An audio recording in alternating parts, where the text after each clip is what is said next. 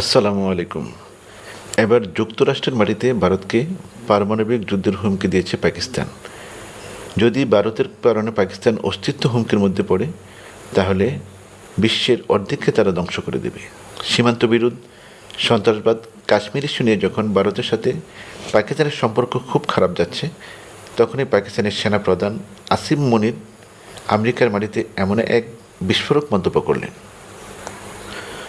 ফ্লোরিডার ট্রাম্পায় পাকিস্তানি প্রবাসীদের এক সমাবেশে তিনি সরাসরি ভারতকে পরমাণু যুদ্ধের হুমকি দেন।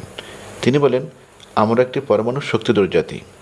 ভারত যদি আমাদের সাথে যুদ্ধ করে, আমাদের অস্তিত্ব যদি ভারতের কারণে হুমকির মুখে পড়ে, তাহলে তার দেশ পরমাণু অস্ত্র ব্যবহার করবে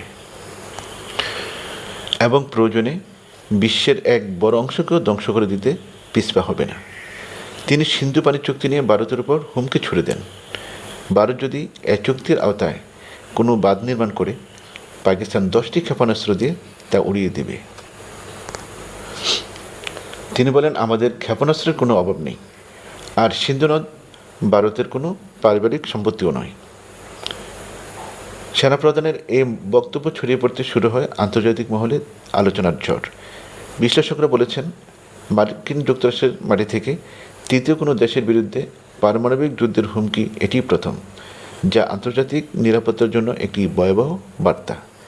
পাকিস্তানি সেনাপ্রধান আসিম মুনিরের বক্তব্যের তীব্র প্রতিক্রিয়া জানিয়েছে ভারত। এক বিবৃতিতে ভারতের পররাষ্ট্র মন্ত্রণালয় বলেছে, যুক্তরাষ্ট্র সফররত পাকিস্তানের সেনাপ্রধানের বক্তব্য আমাদের নজরে এসেছে। আসিম মুনিরের বক্তব্য দায়িত্বজ্ঞানহীন। বিবৃতিতে পারমাণবিক অস্ত্রের হুমকি দেওয়াকে পাকিস্তানের চিরচেনা কৌশল হিসেবে উল্লেখ করা হয়েছে। বিবৃতিতে বলা হয়েছে, আন্তর্জাতিক সম্প্রদায় এ ধরনের বক্তব্যের অন্তর্নিহিত দায়িত্বজ্ঞানহীনতার বিষয়টি নিজেরাই মূল্যায়ন করতে পারছে। এত দীর্ঘদিনের সন্দেহ আরও দৃঢ় হয়েছে। যে দেশে সেনাবাহিনী সন্ত্রাসী গোষ্ঠীর সঙ্গে হাত মিলিয়ে চলে, তাদের কাছে পারমাণবিক অস্ত্রের নিয়ন্ত্রণ ও তত্ত্বাবধানটা কতটা নিরাপদ তা নিয়ে সন্দেহ আছে।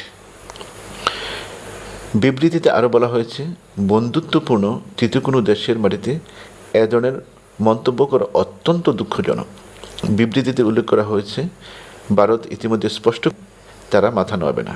আমরা আমাদের জাতীয় নিরাপত্তা রক্ষায় প্রয়োজনীয় সব পদক্ষেপ অব্যাহত রাখব।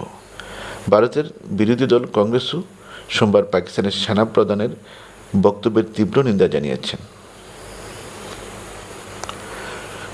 কংগ্রেস বলেছে, অবাক লাগে যে যুক্তরাষ্ট্র এমন একজনকে বিশেষ সম্মান দিচ্ছে। তথ্য বিষয়ক আরও সংবাদ পেতে চাইলে আমার এই চ্যানেলটিকে সাবস্ক্রাইব করুন। ধন্যবাদ সবাইকে।